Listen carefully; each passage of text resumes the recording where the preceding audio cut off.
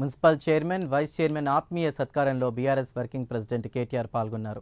2028 ఎన్నికల్లో బీఆర్ఎస్ అధికారంలోకి వస్తుందని ధీమా వ్యక్తం చేశారు. మళ్లీ కేసీఆర్ ముఖ్యమంత్రి అవుతారని అన్నారు. 10 ఏళ్ల బీఆర్ఎస్ పాలనలో దేశంలోని అన్ని రాష్ట్రాల కంటే మన మున్సిపాలిటీలను అభివృద్ధి చేసుకున్నామన్నారు. కాంగ్రెస్ పార్టీ అధికారంలోకి వచ్చి 420 రోజులు దాటింది. ఇచ్చిన హామీలు అమలు చేయడంలో కాంగ్రెస్ ప్రభుత్వం విఫలమైందని కేటీఆర్ అన్నారు. 420 హామీలు ఇచ్చారు. ఒకటి కాదు, రెండు కాదు. ఇది ఇస్తాం, వాదిస్తాం. కేసీఆర్ గారు 498 పథకాలు పెట్టిండు కాబట్టి, పుట్టుక నుంచి సాగు దాకా అన్ని చూసుకున్నాడు కాబట్టి, మేము అంతకంటే ఎక్కువ చేయాలన్న తాపత్రయంలో 420 హామీలు ఇచ్చారు. ఇస్తే ఏమైంది? ఇప్పుడు అధికారం వచ్చింది కానీ నడపస్తలేదు. ఈ అడు చూస్తాను, ఇటు చూస్తాను, ఒకటే పని చేస్తాను. ఎవరి కౌంటర్ వాళ్ళు దేశం సంపూర్ణ చంపుతున్నారు.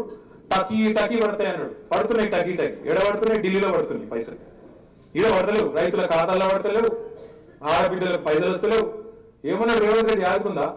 ఎక్కడన్నా నాకు అర్థం కాదు. లగ్న పత్రిక పెట్టుకుంటే పైసలు పడాలి.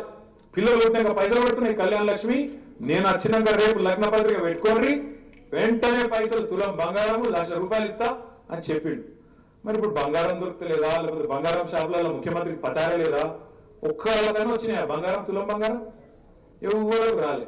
ఇట్లా ఒకటి కాదు, రెండు కాదు, 420 హామీలు, 420 హామీలు ఇచ్చి నిన్నటితో కరెక్ట్ గా 420 రోజులు గడిచింది. ఇవాళ ఉన్న ప్రభుత్వానికి ఇలా తెలిసి వస్తున్నది. 420 హామీలు ఇచ్చారు. ఒకటి కాదు, రెండు కాదు. ఇది ఇస్తాం, వాదిస్తాం. కేసీఆర్ గారు 498 పథకాలు పెట్టిండు కాబట్టి, పుట్టుక నుంచి సాగు దాకా అన్ని చూసుకున్నాడు కాబట్టి, మేము అంతకంటే ఎక్కువ చేయాలి.